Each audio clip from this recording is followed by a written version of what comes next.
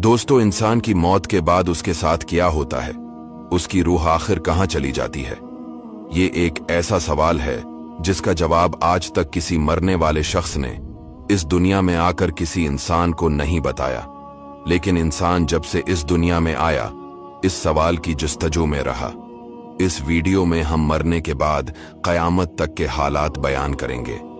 प्यारे व्यूअर्स, जब इंसान इस दुनिया को छोड़कर जाता है तो इस इंसान की रूह इसके जिस्म और इस दुनिया को छोड़कर एक ऐसे मकाम की तरफ सफर करती है जिसे आलम बरज़ख कहा जाता है। जब इंसान इस फानी दुनिया को छोड़कर चला जाता है तो फरिश्ते उसे लेकर आसमानी दुनिया पर पहुंच जाते हैं और इसके लिए दरवाजा खुलवाते हैं तो खोल दिया जाता है। यहां तक कि 7वें आसमान तक पहुंचा दिए जाते हैं तो रब फरमाता है, मेरे बंदे का एमाल लियान में रख दो और इसे वापस जमीन की तरफ ले जाओ, क्योंकि मैंने उन्हें जमीन से ही पैदा किया, वहां ही लौटाऊंगा और वहां से ही दोबारा निकालूंगा। फिर उसकी रूह उसके जिस्म में वापस कर दी जाती है। फिर कब्र में 2 फरिश्ते इसे बैठाते हैं और इसे 3 सवाल करते हैं, तेरा रब कौन, तेरा दीन क्या, और ये साहब जो तुम में भेजे गए कौन है। अगर मोमिन होगा, पहले सवाल का जवाब देगा, मेरा रब अल्लाह है। दूसरे का जवाब देगा, मेरा दीन इस्लाम है। और तीसरे का जवाब देगा, ये अल्लाह के रसूल है। फिर आसमान से पुकारा जाता है, मेरे बंदे ने सच कहा, इसके लिए जन्नती बिछोना बिछाओ, जन्नती लिबास पहनाओ और जन्नत की तरफ दरवाजा खोल दो। चिनाचे इसकी तरफ जन्नत की हवा और खुशबू आती है। इसके बराकस अगर काफिर इस दुनिया से चला जाता है तो आसमान से सियाह चेहरों वाले फरिश्ते उतरते हैं और कहते हैं, ए खबीस जान, अल्लाह की नाराजगी और गजब की तरफ निकल। इसकी रूह इसके जिस्म में छिपती फिरती है। हजरत इजराइल इसकी रूह कब्ज करते हैं। फिर फरिश्ते इसे लेकर ऊपर की तरफ चढ़ते हैं तो फरिश्तों के जिस जमात के पास से भी गुजरते हैं वो पूछता है, ये खबीस रूह कौन है? फलां बिन फलां है।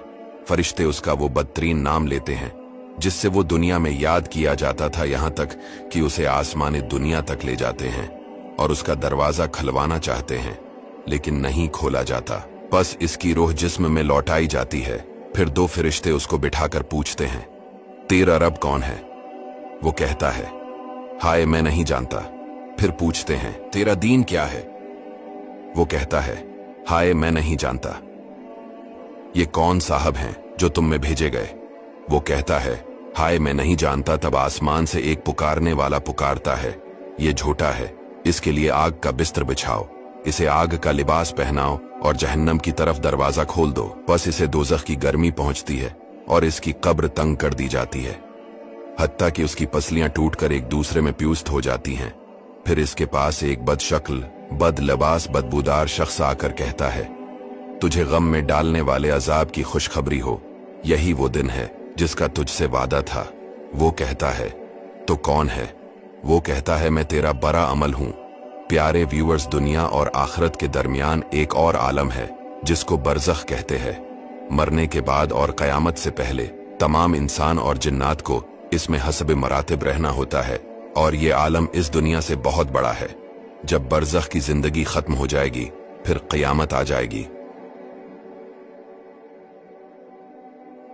हजरत इसराफील अलैहिस्सलाम को सूर फूंकने का हुक्म होगा। शरू शरू इसकी आवाज बारीक और रफ्ता रफ्ता तेज हो जाएगी। लोग कान लगाकर इसकी आवाज सुनेंगे और बेहोश होकर गिर पड़ेंगे और मर जाएंगे।